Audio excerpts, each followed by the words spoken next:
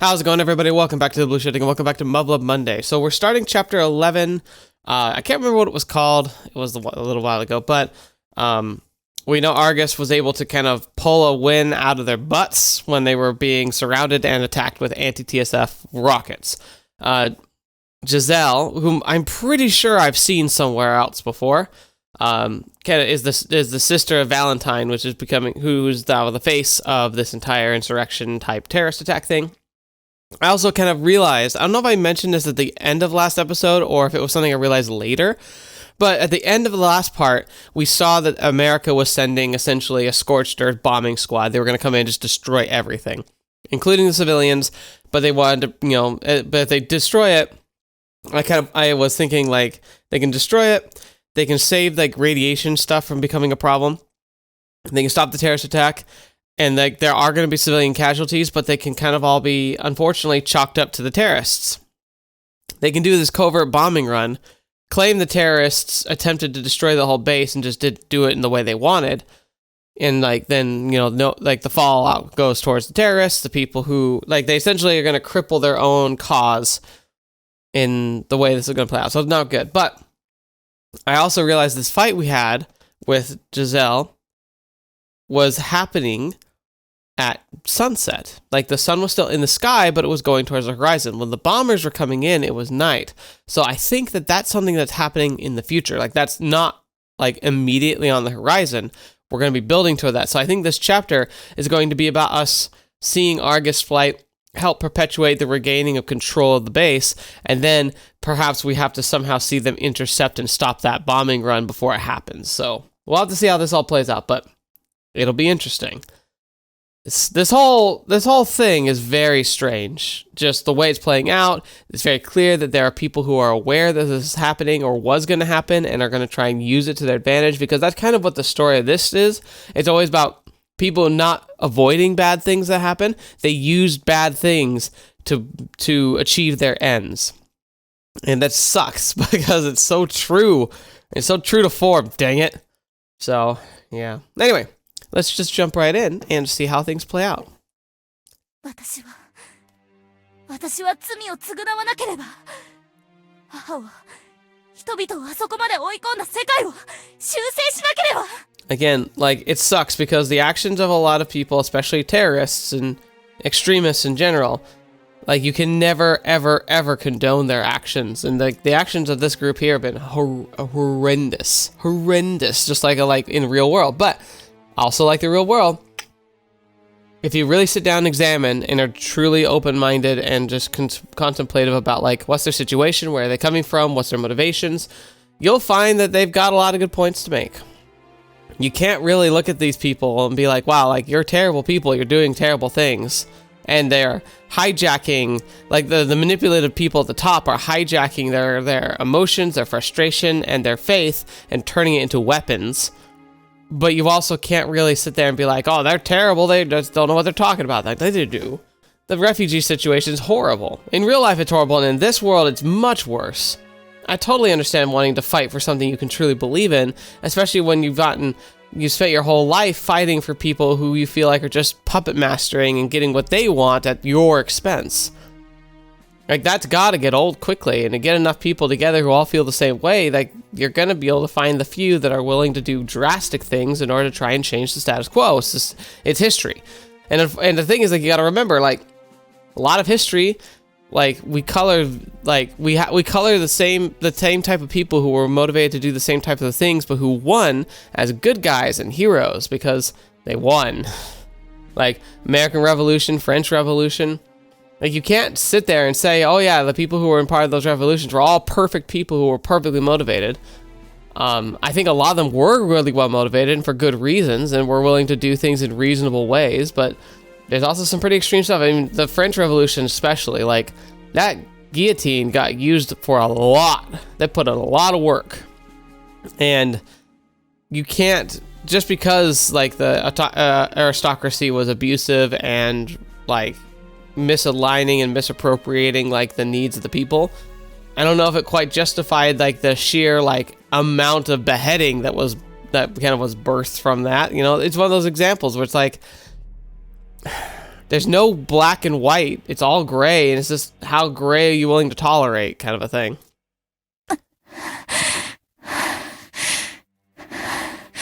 これはそうか私は撃墜されて Yeah, Takuma Kazuchi cut you in half, girl.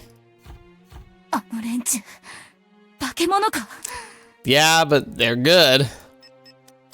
私を救ってくれたマスターや戦う術を授けてくれた少佐の恩に報いなければ Right, the Major Christopher, I believe. He's like the most well-trained person. He's like they've referenced him as like essentially the professional military person who's trained a lot of these rebels and terrorists. So, and he's like specifically trying to hunt down specific people. It looks like he's actually looking for Hindman and like other leadership people. For what reason, we're not too sure. It seems like he might want information. Oh, yeah, that's right. He also went to he actually stormed the Russian base because he's trying to uncover Alternative 3. And, like, he wants to destroy the Scarlet Twins, but most importantly, he wants to understand what they are, and he wants to be able to recreate them.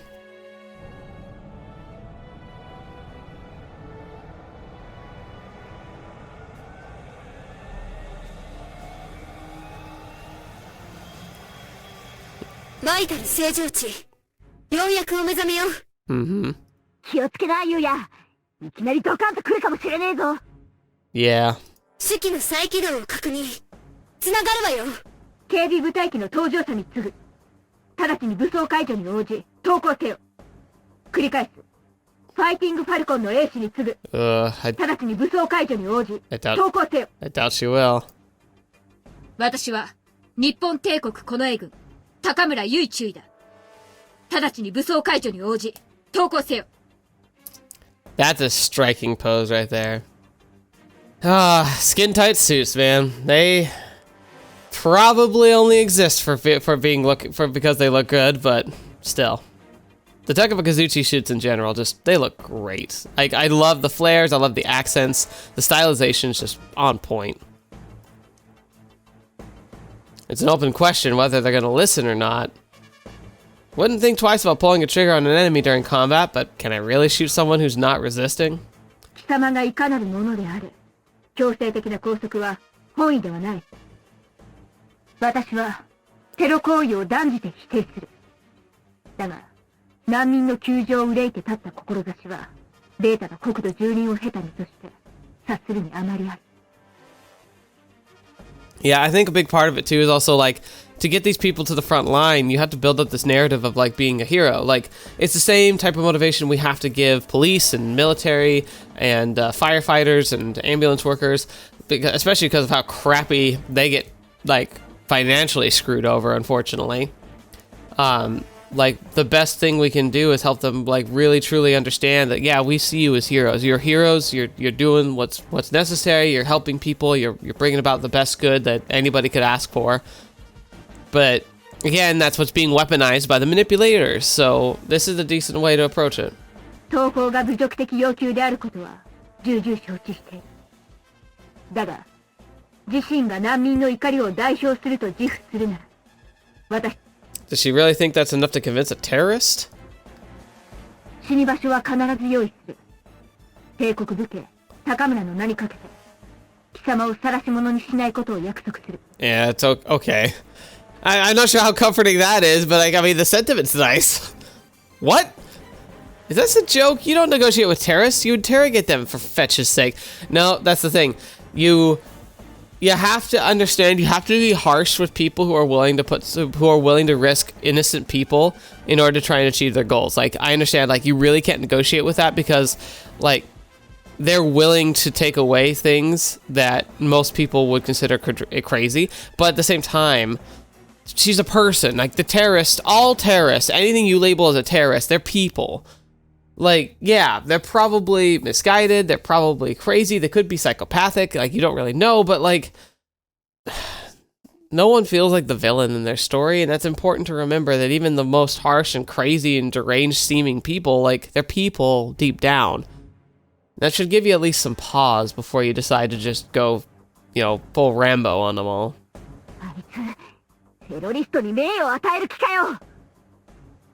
terrorists aren't recognized as lawful combatants under international law, but Yui's gonna disregard that practice? Why? 上面を条件にしないと少しは分かっているじゃないか。インペリアルの英士。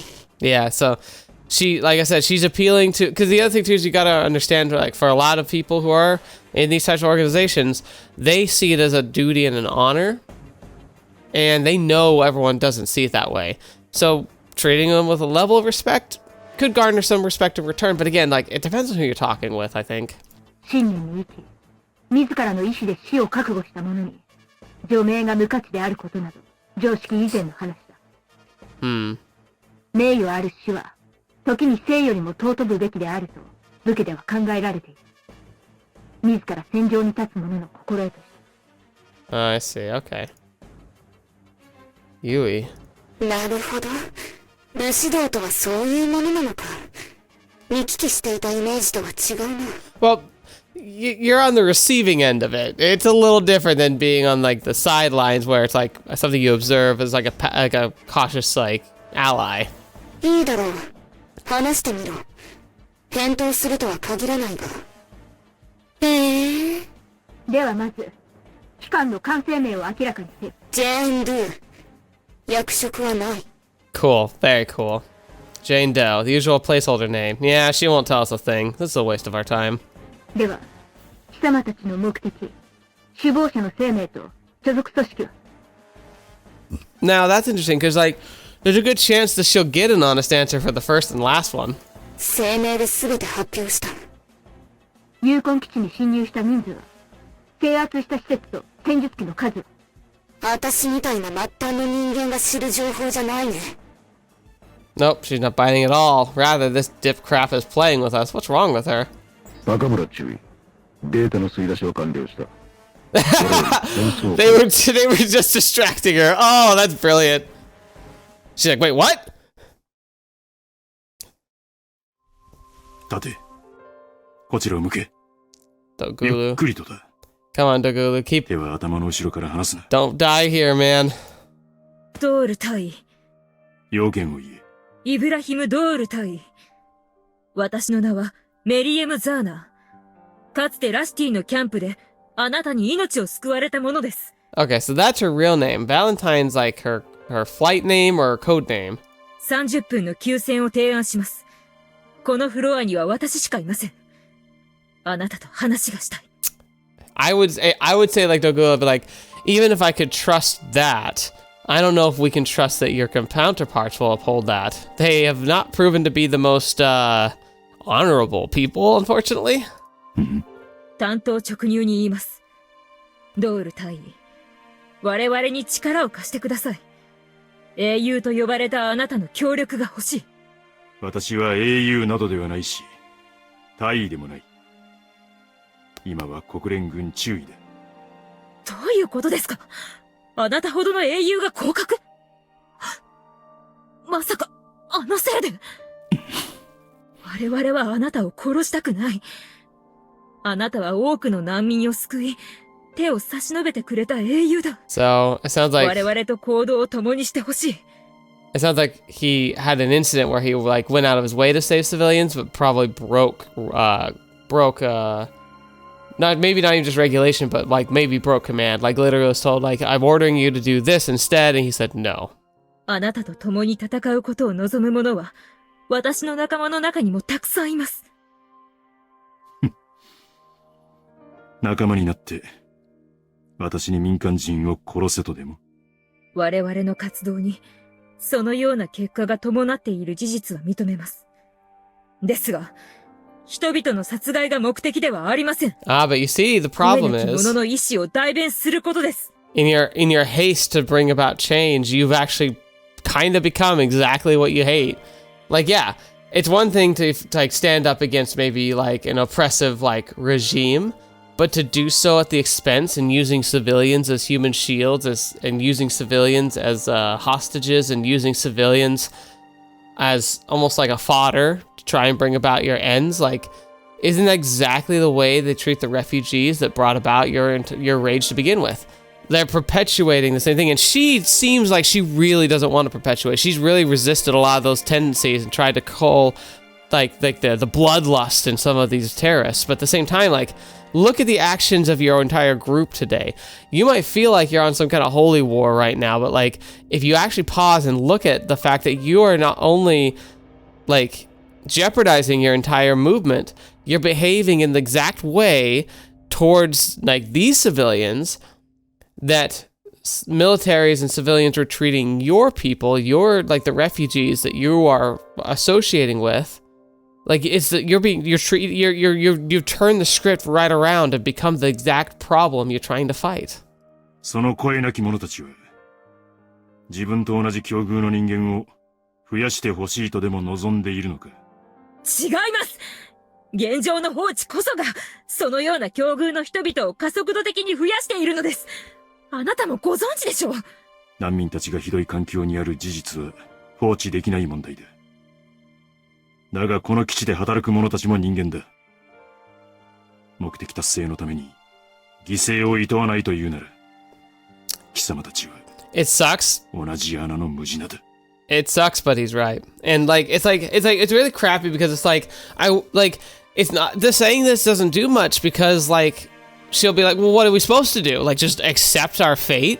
And he could be like, no, but like so what do you do? How do you change those circumstances? How do you actually bring about meaningful change and not just flashy words and empty promises? Like, it's a really crappy situation and there's no good solution to this, honestly. And it's like, well, there are good solutions, but the good solutions require people in power who have access, who have authority, and who have influence to put aside their own personal interests and to try and take up the cause of the unjust. It'd be like expecting billionaires to actually take a majority of their worth and give it directly to people who need it. Now, they can kind of make that appearance by, you know, donating to good causes, setting up charities and grants, and like, I'll give you, those are great. But then you actually look at like how small a percentage of their actual assets goes towards that, and how it's never ever more than what they just gain through like the means of their businesses. It's like, I can't sit here and be like, oh yeah, you know, all those billionaires are just giving all their money away. It's like, you know, that's their choice, you know, like, it's one of the unfortunate side effects of the current system, which is probably the best system we've got access to right now. Like, despite its flaws, I'm not sure there's much else that's better, but like, at the same time, like, I'd love to believe that there are good people who become that rich who would be willing to give their money to support people in like the macro view, but then they wouldn't be super billionaires at that point, would they? So if there are people who were or could have been billionaires that were good people, isn't it likely they never got to that level because they're just too good? And that means we never hear about them. We never talk about them. They don't get the prestige that the other billionaires just get by just being wealthy. It's crappy, isn't it? 我々と標準派は違います。RLF はあくまで。Do you? 貴様たちが何者かは関係ない。私から見えるのは、貴様たちがテロリストと手を組んでいるという事実だけだ。どのようなそしりを受けようとも、すべて感受する覚悟はできています。ですが信じてください、大尉。我々は連中とは違う。無駄な人殺しをするつもりはありません。Say, big words when your message was fairly clear on the point that you're happily just kill 100,000 people. 声なき者の声を世界に発信し認めさせるには、綺麗事だけで済むとは考えていません。世界に変革をもたらす尊い犠牲なのです。You can get pretty close though. You can do pretty well. Gandhi, Martin Luther King Jr. were perfect people. I'm sure they had some dirt in their hands too. And man, you know one thing they really didn't use as weapons to try and enact change? Killing people. Violence, excessive violence. In fact, they condoned violence and like said it was the worst choice you could make for your causes. And they actually enacted the changes that they sought. Unfortunately, it cost them a lot. And it's often their lives, but can you really say that they were unable to bring about change in the world? I'm sure there's many others. I mean, There's like, even like a lot of the Catholic saints, like you might disagree with some of the things they do, but like they certainly brought about change. And I'd say if you're gonna go net positive was most likely.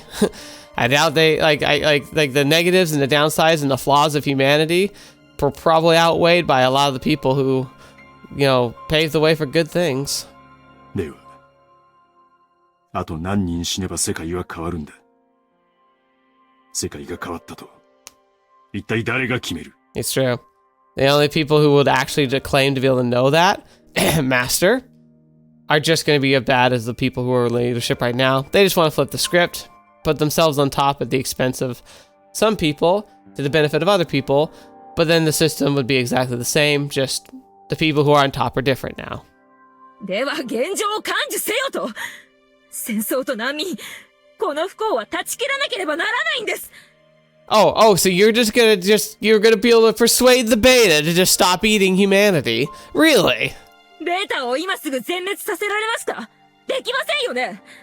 だとするなら、戦争特需にあぐらをかいている連中の富を再分配するしか方法はありません。Yep. And it's like, this is the flaw, I think, is like, in one light, this pure communist, this pure socialist point of view genuinely is a great thing. Like, how awesome would it be if there were some kind of like arbitrary cap and there was a point where like finance, like money continued to flow more towards the poor and less towards the rich? But that's kind of how the tax system works. It sucks. It's corrupt, and you can absolutely dance around it because you can control around your little finger the people who make the laws. But if it were to work the way it's supposed to, you make above a certain amount, essentially most of your money just goes straight back to the government, which gets redistributed to help finance the rest and help the rest of the people. That's the way it should be. The people who dance around and build in those loopholes that they then utilize to just cultivate wealth at the expense of the people, that's evil. But if the system were, like, the system's built in a way that's supposed to help with this, without restricting the freedom to choose and to grow and to reward, like, success.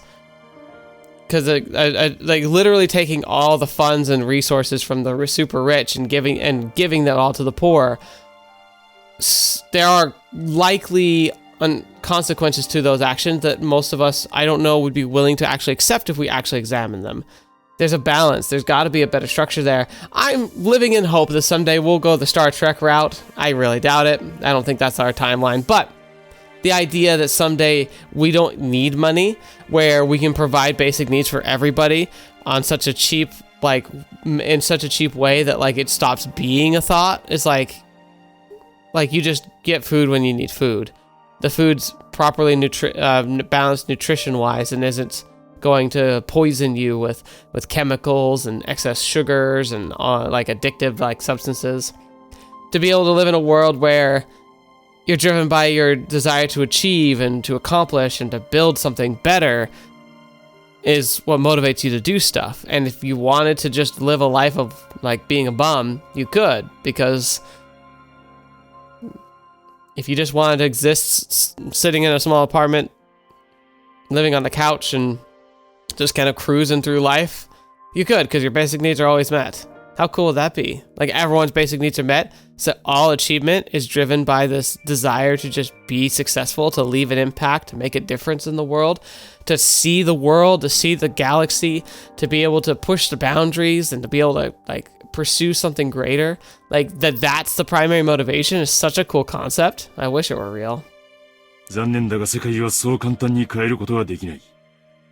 その流れはすでに経済の根幹に組み込まれている。だからこそこのような手段が必要なんです。犠牲を少しでも減らすために一刻も早く目標を達成することが私はこれだけの命を奪っておきながらのうのうと生きながらえるつもりはありません。後に続く者たちに全て託すつもりです。その者たちをあなたに導いてほしいんです。今の話を聞いて確信しました。やはりあなたなら標準派など必要としない本当の解放運動ができるに違いありません。Interesting. So this phrase here, I was thinking about it while she was talking. this is the dangerous one too, because like, is it true? I don't plan to live a long, carefree life after I've taken so many lives. What comes next is for those to follow. There's a really powerful sentiment there. It's a high motivator for the people who are willing to put their lives on the line for the greater good, to be able to bring about good, protect their families, protect their loved ones, protect future generations. Very critical, important. But it can be hijacked. It's a type of mentality that can be used as an excuse to get people who are good, who want to be good people and do good, to do terrible things in the belief that they're doing something worthwhile in the long term. And that's kind of scary. 私はそれに加担するつもりはない。なぜですか？正しいことをしたあなたを降格して、こんな基地に追いやった国連に、なぜそこまで忠誠を誓うんですか？答えてください、ドール大尉。難民の英雄であったあなたが、なぜこんなところで腐っているのです。理想を叶えるための良い気分。自らが選択した結果は、己自身で受け止めるしかない。どんな厳しい状況であれ、全力を持って行動すれば、後悔などするはずがない。以前の私は、そう思って生きてきた。ドール大尉。だが実際には違った。どのような選択をしようが、必ず後悔はついて回る。It's funny, I'm just reflecting Star Trek right now. It's one of my favorite written lines in all of fiction was from Picard and talking to, I think, Data, and talking about, because Data was having essentially a logical anxiety, because he can't feel emotion, but he was having logical anxiety where he was like freaking out about the idea of being given responsibility, making choices, and having those choices have poor results despite, like he'd be like, what if I do the best I can and it's not enough? What if bad things happen? What if people die? Like, can I live with myself after that? Essentially, he's like, can I be trusted to make those types of decisions when I'm not human? And like Picard's like, of course you can. And you know what? Sometimes it sucks. Sometimes things go wrong. And like, I think the phrase he says at the end is saying like, it is possible to do everything right, to strive for all your might, and still lose. That's not failure, that's life. 私の命令に従った部下は、皆死んだ。その尊い犠牲が、私たちを救ってくれた。だからあなたは英雄なのです。あなたはパニックに陥った私たちを、最後まで守ってくれた。That story actually reminds me also of Silvio. Remember how he and his like squad like made a choice to fight the beta that escaped that one like station or whatever, and were heading towards population, and inadvertently it ended up killing everybody except his brother, who kind of died, and he who was just horrifically maimed. メリウムと言ったな。貴様が難民キャンプでどれほどの辛酸を舐めたのかは知らない。難民解放運動に身を投じたことを責める気もないし、その立場にもない。正しさというのは相対的な価値基準だ。立場や状況によってその意味は大きく変わる。その程度のものだ。だからこそ我々には神が必要なのだ。その絶対の教えでさえ、我々は様々な解釈によって多様な正義を生んでしまっている。There you go. 私の命令で部下たちが死んだ。部下たちが命を賭して守った子供が成長し、難民解放運動の闘士として私の前に現れた。Fetch me. Yeah, she's literally the consequence of his actions. And so now he might partially blame himself for what's happening now. Especially because she's taken such a prominent role in becoming the face of this movement. He's like, oh my gosh, like, one of the people who died on his orders, his surviving child, is now standing before him at the head of a terrorist organization. この運命の皮肉を亡くなった部下たちに詫びるつもりはない。なぜなら私は自分が生きてきた結果のすべてを受け入れると決めているからだ。大尉、私は間違っていません。国連警備部隊は壊滅状態。アメリカとソ連の警備部隊も勢力下に収めたか。大した敵はだ。Oh, even the Soviets. So he's learning the Soviets have even been taken out. 高村注意。我々が想定していたより襲撃に参加した人数は少ないようだ。警備部隊を襲うという博打を仕掛けたのは、基地内の移動を円滑にするためだろう。Alright, so you're able to extract the information necessary. そのようだな。攻撃禁止地区として指定されているのは中央作戦司令室と通信センター、原子力発電所、核変電所。ここは制圧されたと考えるべきだな。消失国家の情報混乱を利用して偽名にて国連軍に参加。人事担当を脅迫。警備部隊に人員を潜伏。ソ連軍警備部隊には民族差別の圧力を利用し、被差別民族に侵入を手引きさせる。米軍警備部隊への侵入には移民上がりの軍人を利用。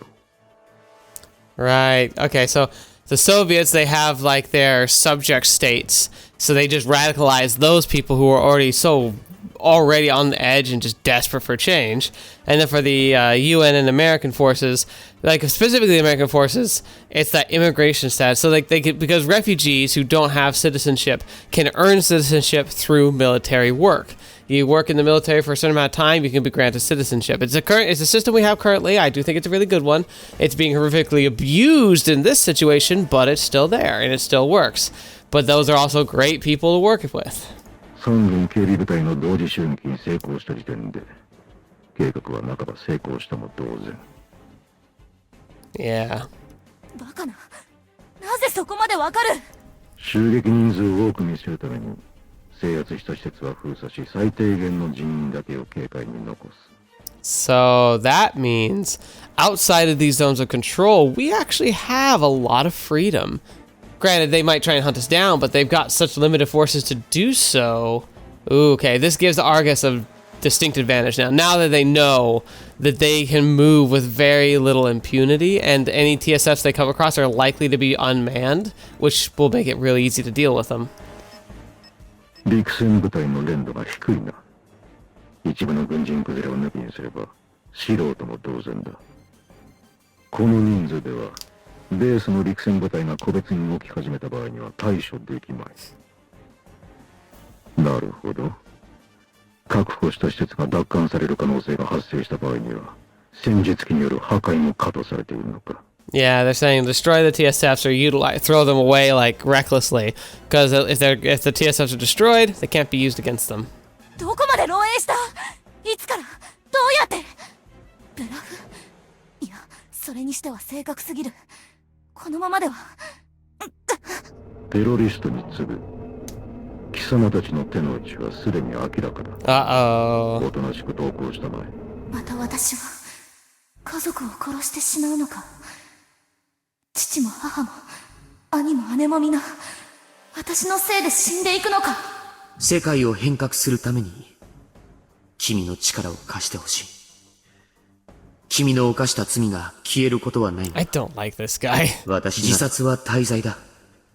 だが仲間のために命を差し出すことは自殺とは言わない。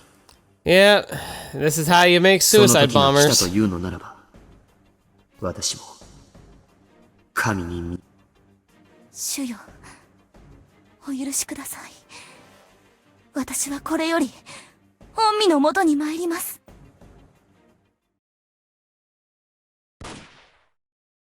What? 学んだる総理。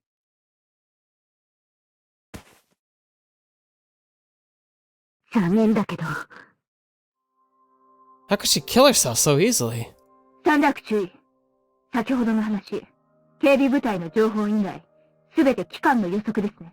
Though, on one side, we should take her actions here as a pretty strong indication we were on the right path. その通りだ。だが私の見解が間違いでないことは、彼女が死をもって証明してくれた。Yeah. What? So besides the information on the security forces, you didn't actually find out anything? やはり。戦術にしろ手際にしろ、素人臭いとは思っていましたが。Gosh darn. Lieutenant Sandek led her by the nose, tricked her into revealing the truth. When she realized there was no way out, she killed herself, all according to plan. 司令部ビルから脱出してきた私の方が細胞末端の彼女より多くの情報を持っていた。テロリストに十分な戦力があれば司令部からの脱出など不可能であっただろう。Yeah, so he scooped what information he could, which turned out to be very little, but he made it sound like he got a lot more. Spoke about it on the air and used her reactions to gauge their truthfulness.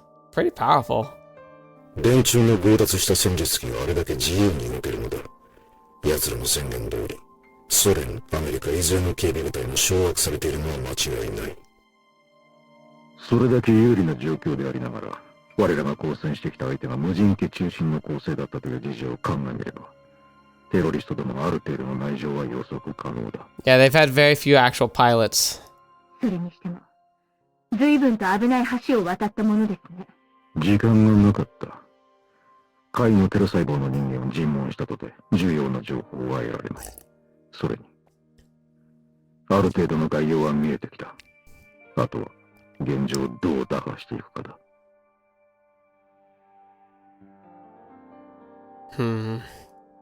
A willing martyr for the terrorist cause? Wonder if Kriska feels a sense of kinship with her, just like how I saw traces of the old me in Kriska.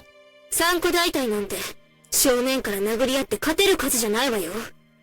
策はあるの、高村注意。ある程度の兵装は回収できたけど、このまま行くと残弾の推進剤もあっという間に底をつくわよ。Right. 高村、悩んでても仕方ない。とっとと米01基地へ向けて移動しようぜ。あ、わかっている。なんだ、冗談だろ。Oh no. これは高度991だと。991? That's beta, right? That's a beta sighting. Beta, like, vibration sensing. So the base has been unleashed, right? 冗談じゃねえぞバカ野郎。何の悪ふざけだよ。 Cool. Just... なんでこんなところにベータが嫌がるんだよ。 Oh, I knew it was gonna happen, but gosh darn it, it sucks. GG、一旦地形に機体を隠しましょう。自律警報システムが発動しやがった。最優先チャンネルで発信かよ。敵にこっちの位置がバレちまう。切れねえのかこれ。アルゴス3、9時の方向。あれは7体のレーザー級を確認。Oh no! Oh, that's so bad!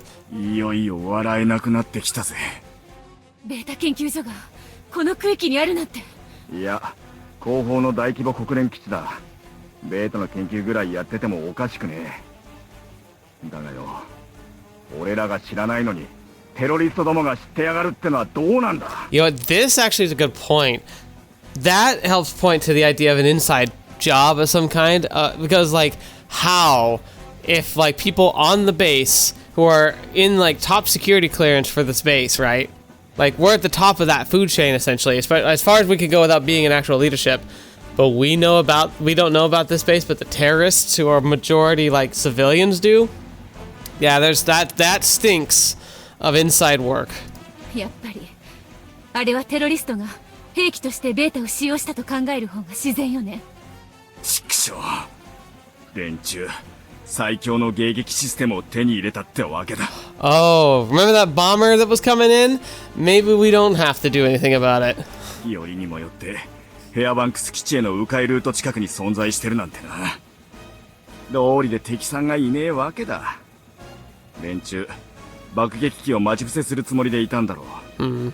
大方自律警報システムが作動しちまうのを警戒してこの周辺には戦術機を配置しなかったんだろうよ。 Right. Oh boy. おそらく爆撃部隊は全滅ね。Yep, sucks to be those guys. ああ、連中が生きていればテロは早々に鎮圧できたかもしれないがな。それも無理だな。たく、監視衛星の通過時間も計算してやがんな。どんだけ用意周到なんだよ。相当いろんなところにパイプがあるやつが首謀者だな。Yeah, this movement's made up of amateurs, but the people at the top are not. アルゴス4、俺が接近する。機体が中継した情報を基地内ネットワークに流してくれ。高度991はどんな時でも最優先される警報だ。ジャミングが基地内データリンクに仕掛けられているにしても、生きるの望みはあるはずだ。待ちなさい、美人。敵に捕捉されるわよ。私たちの最優先任務はフェアバンクス基地に移動することでしょ。そのフェアバンクスからの部隊が落とされたんじゃねえのか。That means Fairbanks knows. 声明聞いてすっ飛んできた部隊がやられたんだろう。接近してベータを計測する。God, you be careful, dude. 接近するって、レーザー級が何匹いるのかわからないのよ。だからこそ正確な情報が欲しいだろう。ベータの情報を握ってるのはテロリストどもだけだ。Fetch me. これだけ自然が残ってると音紋も振動も当てにできねえ。死認するしかねえってな。幸いアラスカの女神様はグラマーだ。地形を利用して接近する。データ中継を頼む。全域で発信してくれ。とにかくどっかに引っかかればいい。広域データリンクは抑えられているのよ。991警報とはいえ中継されるかどうかなんてわからないわ。広域だろうとローカルだろうとどっかで広いやつがいる可能性はあるんだ。とにかくユーコン基地に知らせないとまずい。ベータが動き出してからじゃ手遅れだ。知ってるか、映画じゃこういう時の主人公は絶対に死なねえんだよ。 BG, you can't talk like that, please. 了解。その代わり集めたデータを持ってフェアバンクスに行くことを考慮して。了解。この闇の底を舐めるように飛ぶなんてスリルあるね。レーザー級が高台にでも陣取ってりゃ一巻の終わりだ。 Oh my gosh, he's just a flip of a coin here. 面白い。テストパイロットの腕をご披露といこうじゃねえか。 Oh my gosh. コード991。ジャミングの真っ最中なのに。コード991は最優先伝達事項。基地のバックアップシステムが発動したんだ。 It's a super high priority. It's literally it's a code that's so high priority. It's got a built-in backdoor essentially. It's not too uncommon. Even your computer does stuff like this. Actually, a good example is like the emergency alerts you get on your phone or 911 calls. As long as your phone, your phone might not have a connection to the service technically, but as long as it has the function and capabilities to connect to a satellite and it'll occasionally ping to check and see if it can provide service for you. So say you've got a phone that has no SIM chip or whatever, can't make a phone call. It can still call 911, it can still receive presidential alerts, because its built-in backdoor systems circumvent the normal structure that dictates whether or not you paid for services. Same exact type of thing. The code 991 has priority regardless of situation, regardless of orders or even established protocols. この位置。決まってるだろ。ウィージーとステラだよ。な、ユウヤ。 Yeah, should be safe to assume they're taking the scenic route. でも、この距離で直接送信するのは、アクティブイーグルの通信出力じゃ無理でしょ。だからさ、私たち以外にも生き残ってる連中がいるんだろう。そいつらが中継してくれてるんじゃねえの？ I see. VG installs machines transmit the maximum priority notification, which is automatically relayed to other craft in the area, including the terrorists. このことで判明した点がいくつかある。一つは、米軍が爆撃機部隊を派遣したということ。つまり、ある程度の情報は基地の外にも伝わっているということだ。Except they said bombers. 我々にとって非常に心強い。No, that response is actually very troubling. Except we have no idea how accurate that information is. 次に、ジアコーザ少尉とブレーメル少尉が生存している可能性があったこと。テロリストが防空兵器としてレーザー級を利用したということだ。God, that's the worst part. Oh my gosh. いや、そうなのか、やっぱり。それ以外ないでしょ。レーザーヤークとか、正直、なかなか厳しいわね。中波の機体が2、残りだって相当ダメージ溜め込んでるし。Oh my gosh. That's not the end of our problems. We need to pinpoint the laser class whereabouts, or we'll be eating lasers out of nowhere. こんだけ距離があるんだ。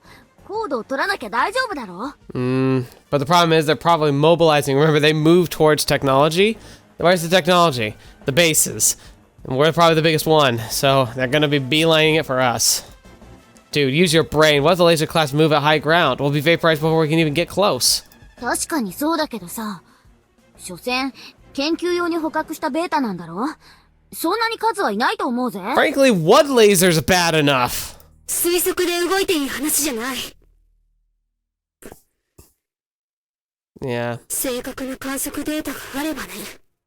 Which is what VG was risking everything for. しっかしあいつらもついてないな。迂回ルート近くに秘密の研究施設があるなんてさ。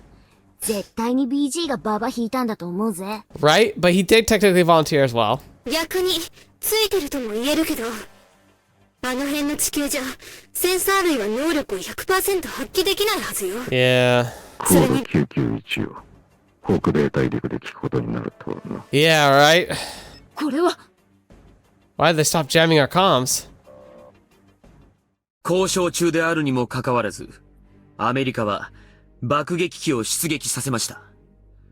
司令部の近隣には市街地があり、今なお民間人が存在しているというのに、アメリカは彼らもろとも我々を処分しようとしたのです。なぜか。答えは一つしかない。我々の主張が全世界に届くのを防ぐためです。我々は暴力に訴えました。テロリストとして処断されるのは覚悟しています。しかし、考えてみていただきたい。だからといって、アメリカが正義なのかを。I'm not gonna say anything other than the fact that there's a lot of relevance to this right here. Ugh. 我々とは無関係な民間人が万単位で存在しているにもかかわらず、アメリカ軍はまとめて処分しようとした。その事実を強く胸に刻んでいただきたい。彼らは我々が人質を取ったことを非難するでしょう。確かに我々の行為は許されるものではない。しかし、それこそがアメリカの免罪符なのです。Oh god, this is really getting close to home. Oh no. 自国の権益を守るために、我々ごと人質を処分し、すべての責任を我々に被せるシナリオを描いた。なりふり構わなくて良いのなら、アメリカにはそれを可能にするいくつもの手段がある。例えば、原子炉を暴走させることもできましょう。Alright, so now he's setting the stage so that when they detonate the nuclear reactor, he's kind of flipping the script on them now. He's like saying, look, they were going to try and wipe us out and blame us for it. We caught them. And so now, and then he's postulating exactly what they plan to do and trying to pin it on the United States. アメリカは、そうして幾度となく弱者を虐げてきた。我々の多くは、その直接の被害者であり、彼らによって家族や恋人の命を奪われました。今回、それを許すわけにはいきません。故に我々は、原子力発電所を制圧させていただきました。しかし、それだけでは不足です。続く大きな問題、それは、航空戦力です。国連、アメリカ、ソ連の事情が複雑に絡み合ったこの基地では、航空戦力の所持が許されておらず、対空戦力も準備されておりません。Oh, he's just gonna flat out tell everyone that like, oh yeah, they have beta here, by the way. つまり、戦術機の到達できない高度から爆撃されてしまえば、我々には抵抗する術がない。そこで私たちは、アメリカが交渉の道を一切開かず、一方的な武力によって我々を排除しようとする動きを見せた時の切り札を用意していました。できれば使いたくなかった。だが、アメリカはやはり、いつものように平然と武力行使に出た。中性子爆弾を搭載した爆撃部隊を向かわせたのです。Yep. Neutron bomb, by the way, theoretical bomb. In reality, I'm not sure if they're using it here. It's like a pseudoscience type thing. But the idea of a neutron bomb is a radioactive death bomb. Like, it's kind of radioactive, but not like lingering radiation. It's more of like destabilization radiation. So what it does is it like breaks down complex molecules with like neutron bursts. So like the stuff that makes up your cells, the stuff that makes up like DNA strands, like the stuff that makes life, really complex life possible, gets obliterated by these like neutrinos, essentially, these hyperactive, like, well, they're not neutrinos because neutrinos are tiny, but like a neutron, like a high powered neutrons that phase through without like ripping electrons, which is what normal radiation tends to do. It tends to yank electrons and destabilize molecules that way. But neutrons tend to just fracture like neutron, like bonds between atoms, like covalent bonds, and thus breaks down. And so like it would turn everyone to essentially like goo, and just we'd all die like radiation, but it wouldn't leave a radioactive signature because the neutrons eventually would lose their energy, they'd be reabsorbed, and there wouldn't be lingering like radioactive tendencies. If I remember what a neutron bomb is supposed to be. そこで我々は対抗手段としてベータ研究所のセキュリティを解除しました。すでにこの北米大陸にベータが解き放たれています。Again, so he's stacking the events in the way that favors him, even though they planned this from the get-go. He's making it sound like it was like, oh, we had no other choice. He's playing the exact same game that the Americans and Soviets are playing. ベータの中には航空戦力を一瞬にして無力化できるものがある。我々はアメリカが秘密裏に抱えていたその悪魔の力を解放したのです。やむにやまれぬこととはいえ、ベータは人間に制御できるものではありません。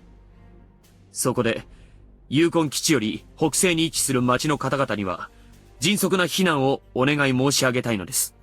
ベータには、帰巣本能があるのではないかと言われていますが、ユーコン基地に最も近い敵基地は、エベンスクハイブです。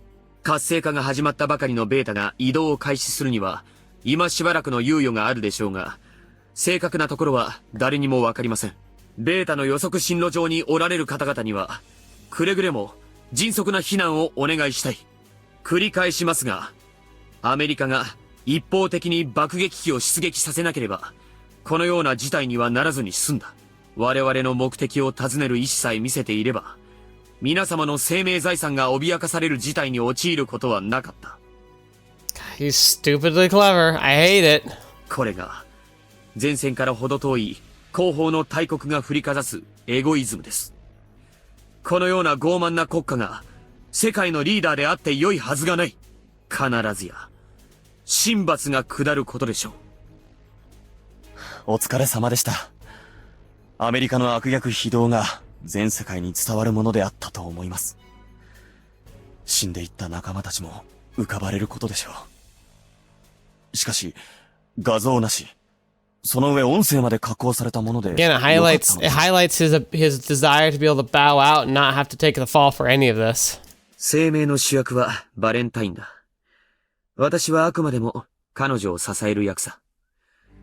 死にゆく世界で最前線に立ち、世の中を変革していくのは女性であるべきだしね。それよりも991警報の出所は判明したか？基地内を逃走中であった戦術機が991警報を発信。それを我々が放置していたトーネード ADV が自律中継した模様です。現在、トーネード ADV を破壊するために部隊を急行させています。任せる。例の件だけは問題なく対応できるようにしておいてくれ。了解しました。それと、戦術機部隊の配置外のプランが完成しました。手負いの連中は殲滅しておくべきだと思うが。Oh, cool. 検討しましたが、ユーコン基地外に脱出する可能性が高いと思われます。であれば、無理をする必要もないのではないかと。God, this master, I hate him. もし万が一、こちらに攻撃を仕掛けてくるのであれば、我々にはまだ十分な戦術機が残っています。わかった。クリストファー少佐とはいつでも連絡が取れるようにしておいてくれ。止めろ！大至急止めるんだ！大佐？いいか。絶対にベータにこの基地を通過させてはならん。この基地の圏内で全てのベータを始末しろ。Uh-oh. Do they have some special stuff here?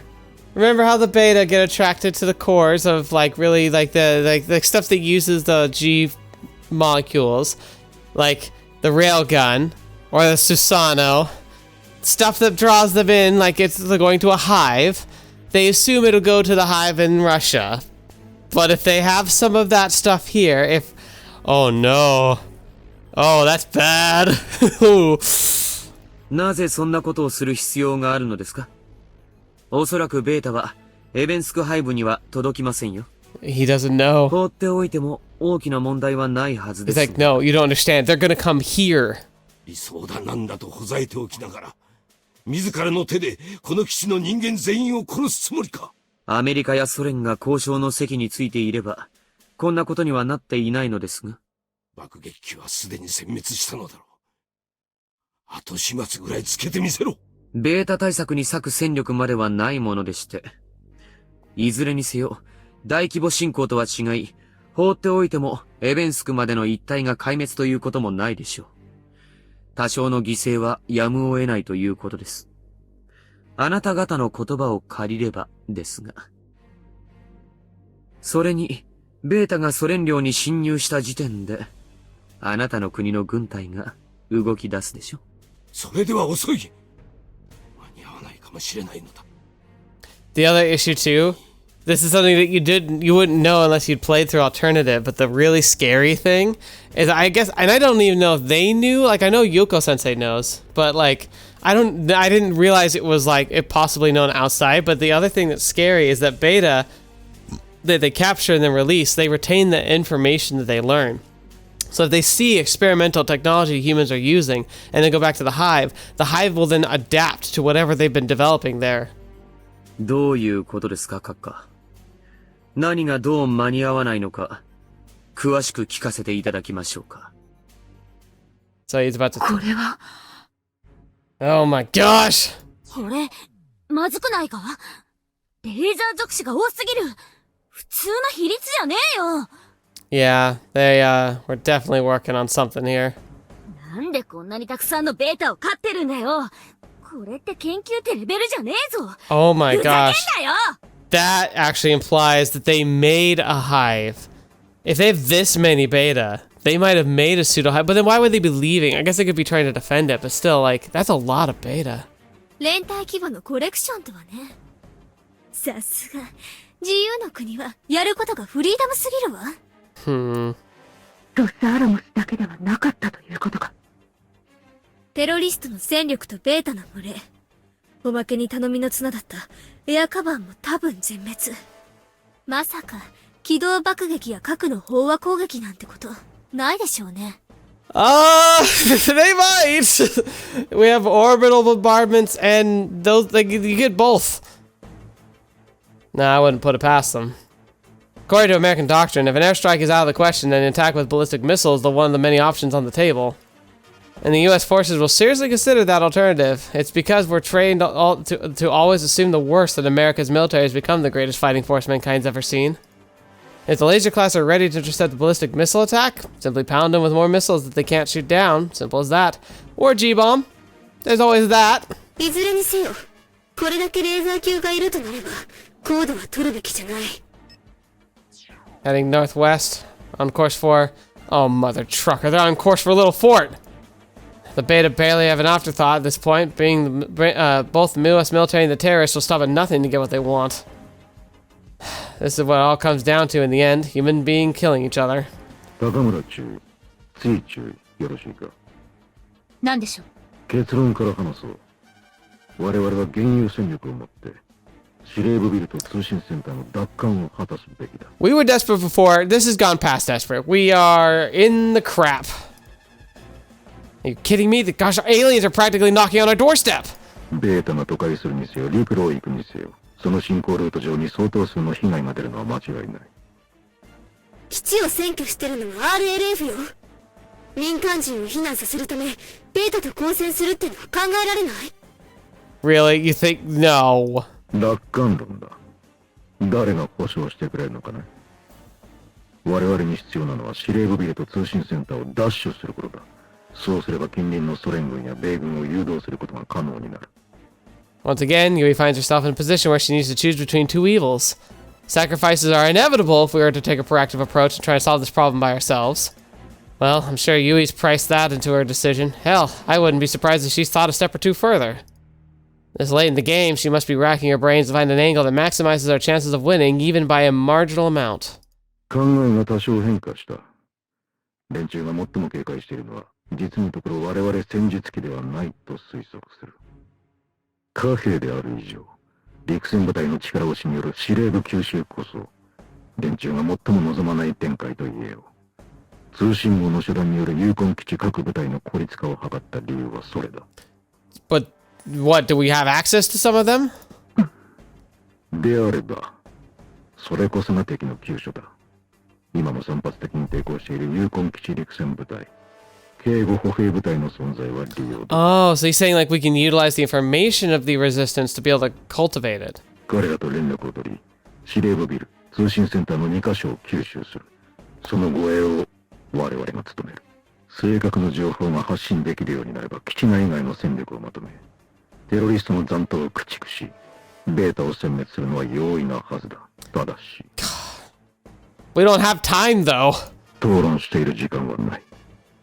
即決し、移動を開始しなければ、作戦の効果は薄い。It'll be uphill anyway.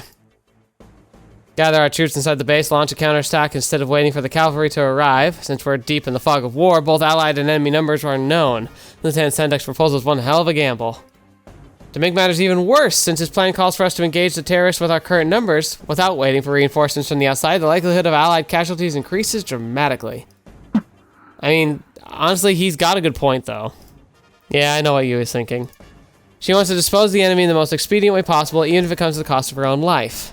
I can read her like an open book, easy to do when she's just like me. She stayed behind in Kamchatka to destroy the railgun. I stayed behind with the Shimonese second to try and save her life. Maybe Vincent was onto something, or cut from the same cloth. This is it. The chips are down, it's do or die. Yuuya. 戦場にあって、事態に対処しうるのは、おそらく我々に。Yeah. ならば、今は勝利にこだわるべき時では。Literally cannot afford politics right now. Alright. 乗った BG たちだって戦ってるんだ。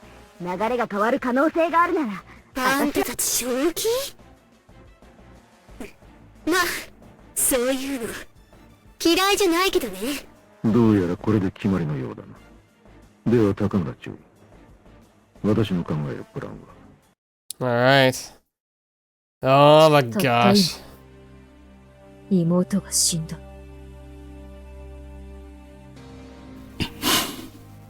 優しい子だった。母親を亡くした後、焦然とする私を慰めてくれた。私は姉だというのに、彼女に何一つしてやれなかった。その身をくべることで、妹は私の心にもう一度火をつけてくれた。やはり私は戦わなければいけない。Darn it. どうあっても計画を強行するのか。それ以外の道も必ず犠牲を伴わない変化などありえない。頭ではずっと理解していた。だが今、The music! 妹が身をもって真の意味を教えてくれた。The music is so good! 君の妹は君が不幸になることを望むのか。戦いを望んでいるのは私自身だ。取り返しのつかない犠牲を払った。もう、私は歩みを止める気はない。メリーム。あなたにはあなたの信じる正義があり、私には私の信じる正義がある。そしてこの世界は、両方の正義を並び立たせてくれるほど広くはない。その先は茨の道でしかないぞ。どこにも繋がっていない可能性すらある。覚悟の上だ。世界を変えるまで至らずとも、このように生きるしかなかった者がいたという爪痕を、人々の記憶に残すことはできる。世界から見捨てられた者のために、無念を抱き死んでいった者のために、私は生きたい。お別れです、ドール隊員。我々と歩みを共にしてもらえないのは残念です。次にあなたと会うときは、敵。メリーム・ザーナー。もう一度考え直すことはできないのか。私は行く。撃ちたければ撃つがいい。それが貴様の選択であるのならば、もはや何も言うまい。私再び大義の世界に埋没してしまったか。Yeah. That's a good saying right there. It's the good cause that hallows every war, time and again. 妹を愛したメリエムという人間はもはや存在しない。テロの歯車になってしまった。Then that sucks. 無念だ。Yeah. Yukon Army Base, Alaska, USA.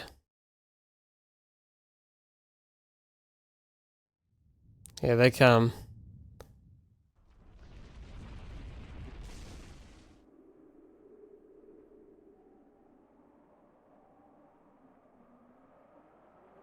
She's still here.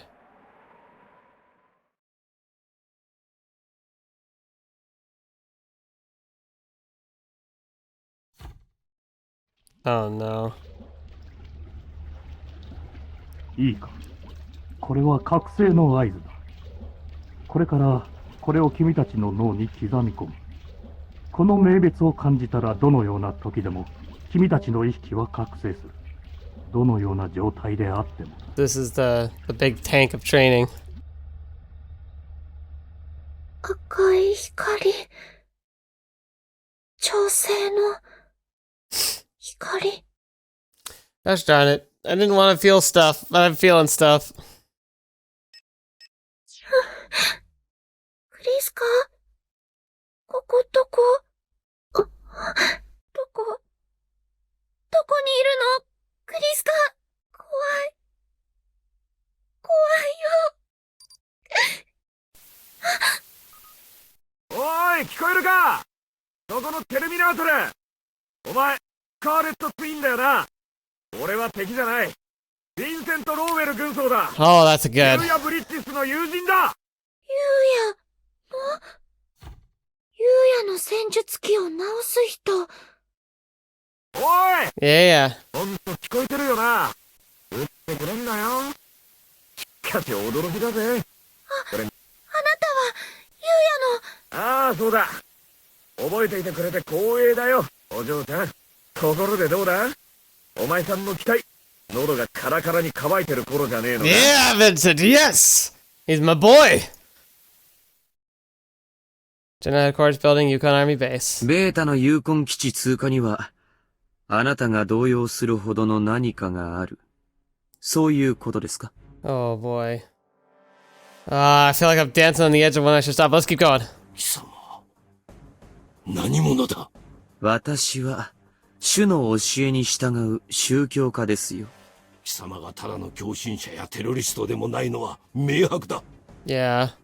テロリストども、貴様らは騙されているぞ。こいつは民間人、いや、軍の高官でも容易には知り得ない機密情報を持っている。貴様らは何か別の目的達成のために利用されているだけだ。体制に抗うなどと言っているが、とんだお笑い草だ。この男はいずれかの組織の犬だ。Yeah, I そのよ agree. うな大掛かりな襲撃を可能とする強力な組織のな。Who do you serve? 残念ながら、デマで動揺するほど私の仲間は愚かではありませんよ。まあ、閣下にしてみれば、そうやって先導するのは常道なんでしょうが。ソ連ではよくあることのようで、謀略、追従、裏切り、ご苦労なことです。人間関係、疲れませんか？アメリカの大統領は、中道主義の無能と、一部の人間から非常に嫌われています。それが何だというのだ。アメリカが貴様の雇い主とでも言いたいのか？実は、閣下のお国の書記長も似たようなものでしてね。Oh, is he playing double agent and like just playing everyone against each other? 踏み潰された側はいつまでも覚えているものです。もっとも、粛清を行った側に身を置いておられると気づきにくいのでしょうけれど。貴様。ご存知でしょ？他人を蹴落とすためには何者とでも手を組み利用する。閣下が守ろうとしている体制は、そういった腐った連中を抱えているわけです。ユーコン基地への侵入方法、機密施設の位置、こちらが望む以上のことをいろいろと教えていただきました。私が驚いたぐらいです。Oh, so the master's also like he wants to work and figure out the Alternative 3 program. 組織の犬とは随分と高く評価していただいたようですが、ご期待に添えず申し訳ありません。話を戻しますが、先ほどのベータ通過がうんぬんという件は存じておりません。ぜひご教授願いたいのですが。さすが栄えある赤軍に連なるもの。いやはやご立派です、閣下。Of course. 国家への忠誠心に頭が下がります。Of course. I was talking about like what would they have? Like the beta heart, like they go after like beta G elements and everything. What would they have? I was like, oh, maybe they have a reactor here, maybe they have like a pseudo like hive, but they don't. Like that's the whole like Yuko Sensei's Yokohama base thing. But they have Alternative 3. Whether it was always here or not, it is here now. The stuff that they've been using for the Scarlet Twins, those services are going to be working off of G elements, and thus they must have a small kind of core.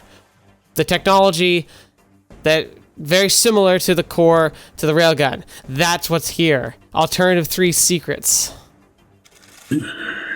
必要最小限の犠牲。便利な言葉です。アターエフ大佐。まずは一人目。好きにするがいい。だがその男しか知らぬ情報がなければよいがな。Oh, so he's threatening to kill like the UN leader or like the American leader? ここにいるのは機密情報を閲覧できる者だけだが、各自が全ての情報を知っているわけではない。なるほど。閣下のおっしゃる通りですね。殺してしまっては話が聞けないというものです。それに、無益な殺生は種の教義にも抵触してしまいますしね。ですが、話を聞く方法はいくらでもありますよ。Oh my gosh. 準備完了しました。ご存知でしょうが、この薬を打てば廃人になる可能性もあります。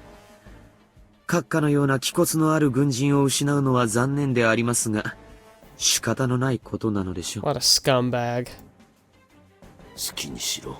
では、失礼します。何か？何？すぐに行く。Oh, something's happened. 大佐、どうやら無理をしていただかなくても面白い話が聞けるようです。Oh. アメリカ大統領とソ連書記長の対話など、簡単に立ち聞きできるものではありませんからね。Oh, okay, so that's what he's talking about. ダメだ。何度計算しても推進剤が不足する。補給を優先せざるを得ない。Alright, we're gonna stop here. Things are crazy, but it's okay. We're gonna be fine. It's not all gonna explode in our faces at all. Oh my gosh. Though, it looks like if we're gonna go back for refueling, maybe this is a chance, because if we get Enya and Kriska together and we can get them refueled, even get them some basic weaponry, we might stand a chance. They could possibly pull out a victory for us by themselves, against the beta at least.